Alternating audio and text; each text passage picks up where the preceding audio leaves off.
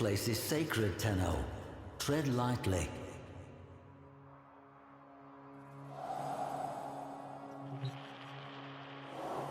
This is Atlas, hard as stone. Is it any surprise that his story begins with an asteroid? Temple Telemon had cast a spell on the indentured masses with a song that heralded the coming of a great stone destroyer, a god who would shatter the world and lead them to a great rebirth. The Orokin mocked the cult's off-key singing, their spasmodic dancing, but the spell only grew stronger. Telemon broadcasts would oft-times wedge into control channels to spread their doomsday message. For the suffocated lower castes, the notion of something more powerful than their Orokin masters must have been intoxicating. A brutal Orokin crackdown seemed to be working until an asteroid was detected on a collision course with Earth. The Telemon celebrated it as prophecy writ true, divine intervention. For the first time in living memory, the Orokin showed vulnerability. It did not matter that the destruction would be total. For the Temple, this was a sign of a new age.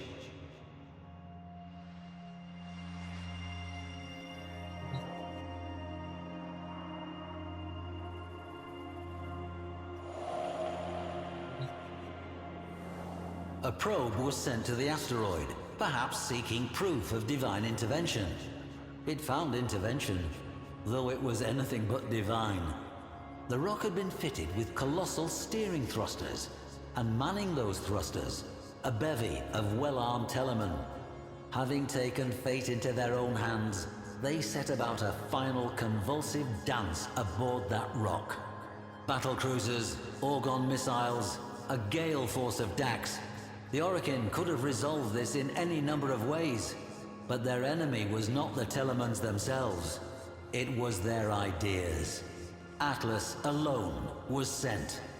As he crashed onto that rock, his Shakiro helm greeted the cultists. Note the angled ballistic plating and reinforced neck protection. He would soon need both.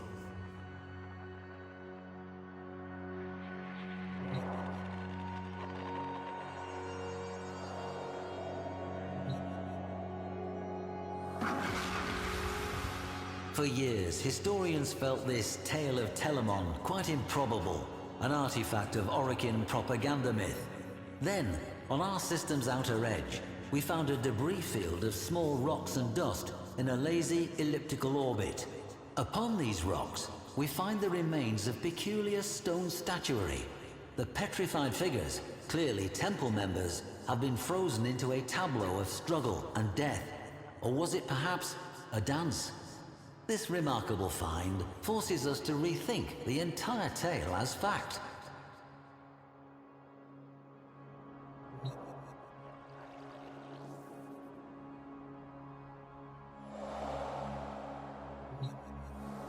The Stratum Cyandana, reserved and austere, until you turn it over and reveal the glowing hue of the amethyst crystal within. A breathtaking geode. Imagine its spiraling ribbons as Atlas tore toward the killer asteroid's thrusters. His plan must have been to reorient them and push the rock away from Earth. But, as the story goes, as he neared, the cultists detonated the thrusters' footings and sent them careening into space. They were no longer needed. Mass and inertia would carry the rock to its fate. Atlas was out of options. Or so the Telemons thought.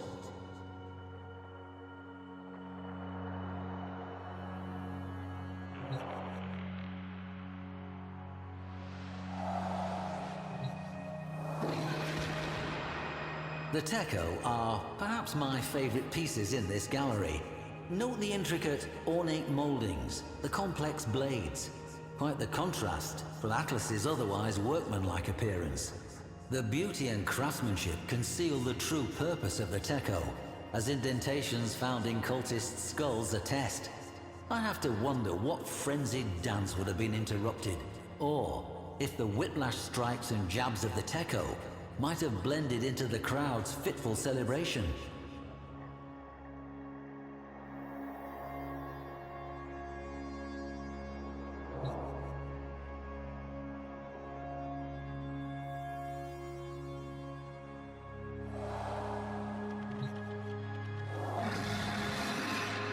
Before you, a rare sight. 2 rumblers, painstakingly recreated from fragments of the aforementioned tableau. How these inert and rigid formations are compelled to life by Atlas defies reason. Yet it is true. Consider the confusion of those Telemons as the very stone they worshipped came to life and set upon them. How could they retaliate against such a thing? Like sparring with a landslide.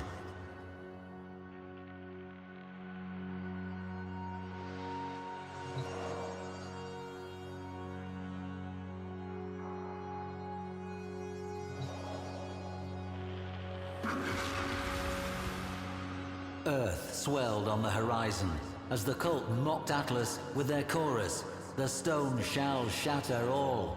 Across the system, every Telemon echoed that final hymn.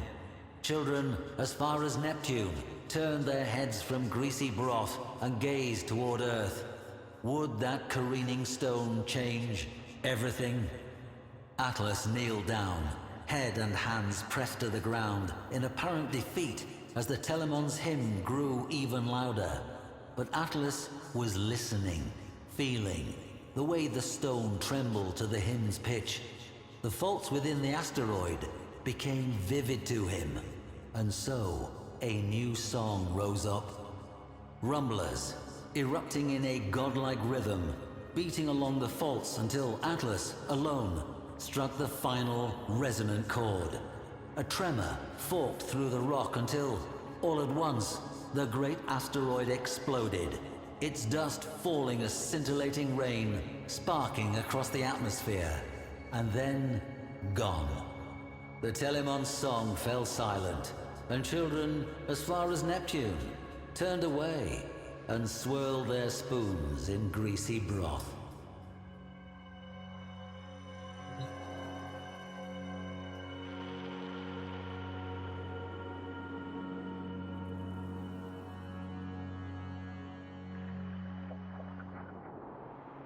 Ah, lured back by the promise of knowledge.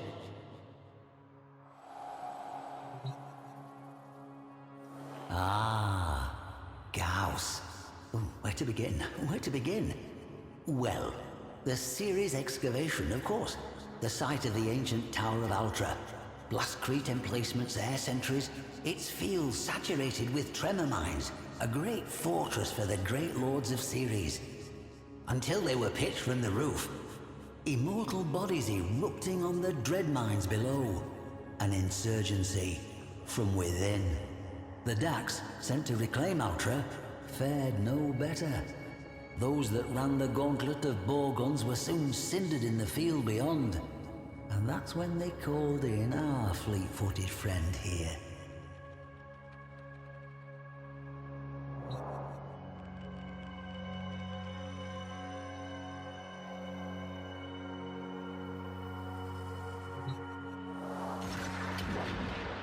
Dual sidearms pulled from Ultra's outer ring of Blastcrete bunkers. Something crashed through those bunkers at great speed. The impact scattering stone and flesh all the same. An unearthly kinetic shockwave. Those insurgents with the misfortune of surviving the initial blast must have seen the Icarius for themselves.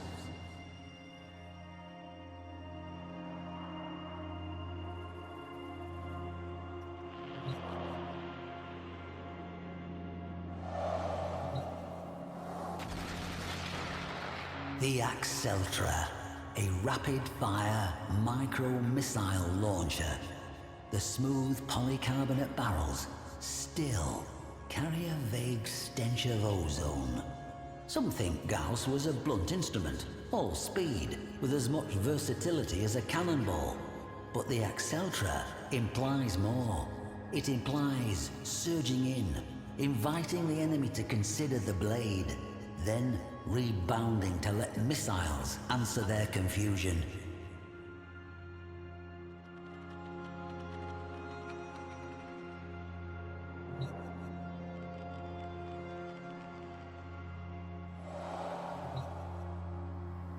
Not the standard dress helm. This one has specialized control surfaces, angled plating, supreme streamlining. It catches the light in a curious way, doesn't it? When it shines, just so, I see myself atop Ultra, a hostage perhaps, peering out across the desolate field, and then I'd see it, a pale glint of light.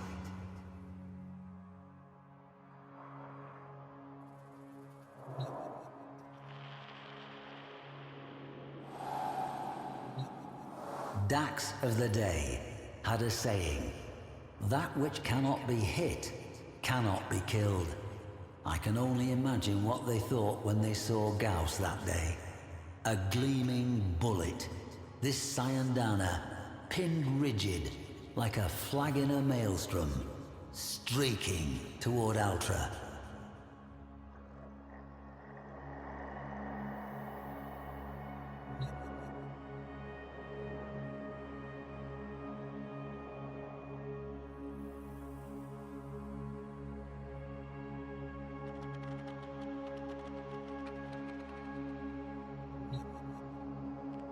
A stripped-out Gauss airfoil system. These fanciful contrivances contribute the Kubradon's share of this Warframe's acceleration. Strength, mass, density, all held in a delicate balance.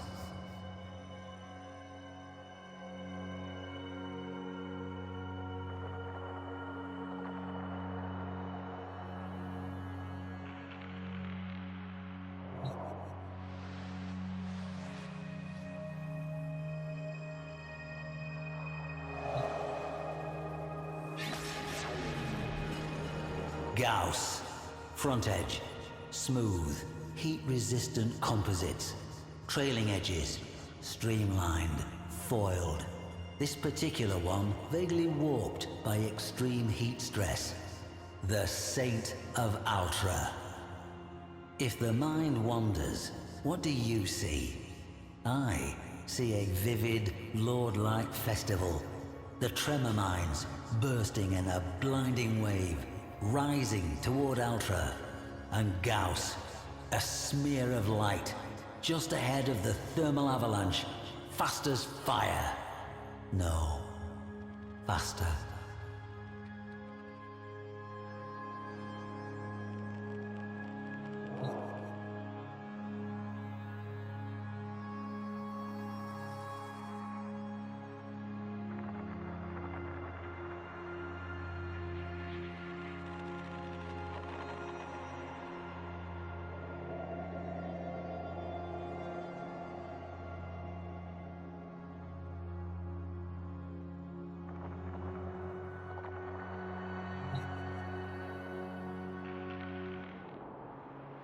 If you enjoy my displays, please consider leaving a donation.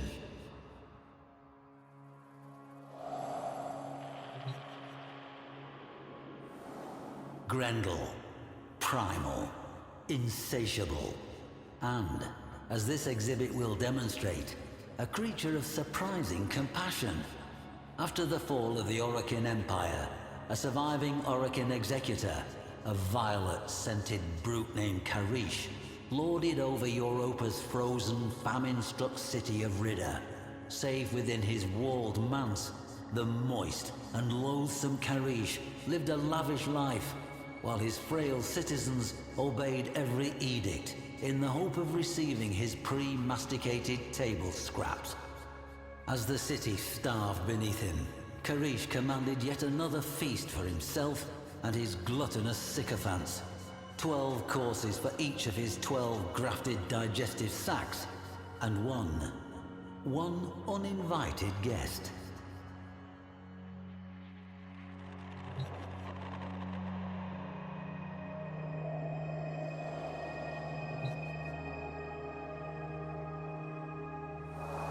There remains a shallow trench through the ruins, as if some colossal boulder had crashed from the manse and rolled down the hill.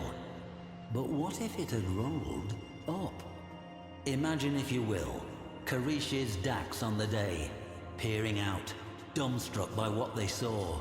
They readied no blade, sounded no alarm, as the expanding orb of gristle hurled toward them.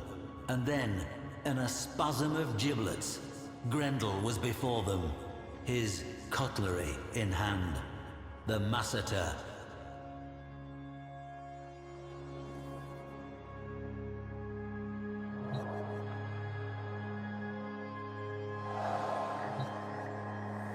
Scraps of cloth matching Grendel's unexpectedly elegant Sayandana were retrieved from the site, hooked on the remnants of gilded gates, stained with evidence of his degustation. Indeed, most of the Orokin hangers-on who attended the feast became it, and Karish himself fled shrieking into the hills of Ridda as fast as his 12 exosac levitators would carry him.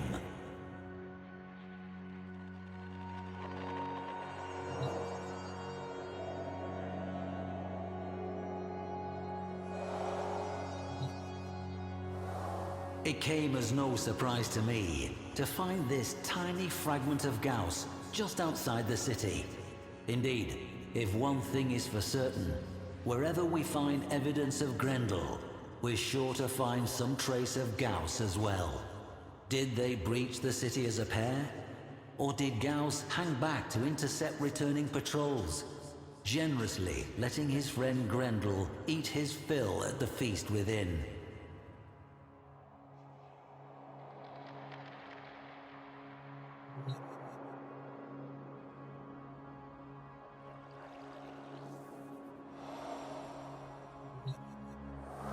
Note the open face, almost more like design. A fitting visage for one of such singular, rapacious predilections. Grendel may hunger, yes, but not with the excesses of gluttony, not when others are in need. Oral history tells of Grendel, newly engorged from his repast, rolling through the miserable slums of Ridda, reinvigorating the sick and the lame, the hungry and the dying, with the power he had stolen, consumed, from their oppressors.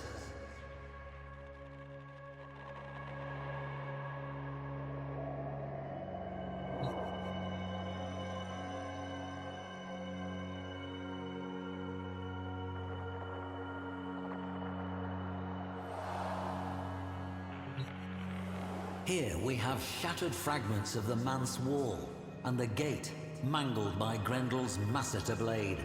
One can almost see the city's masses, newly rejuvenated by Grendel's healthful blessing, storming the manse. Shattered gates thrown wide, they take back what was theirs, namely, control of their future. See here the scattering of genuine Orokin dinnerware. Worn with time, these must have been used for countless meals, as the people of Ridda bravely weathered the dark times ahead.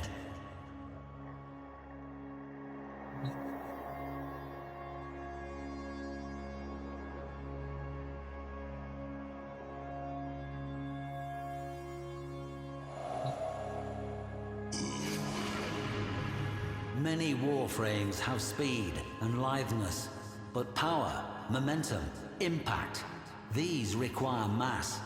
And there, the creased midsection, the seam. Does it split? Yawning open with a jagged, vacuous aperture to who knows? A certain Orokin may have found out. That night, the people of Ridda ate their fill, feasting until the frozen mountains lit warmly with the dawn. It was toward those roseate peaks that the Executor had fled, pursued by Grendel. What his fate was, I cannot say. But as the people feasted, so the story goes, they were suddenly struck silent by a strange, deep sound. A rumble carried from mountain to mountain. A single, satisfied belch.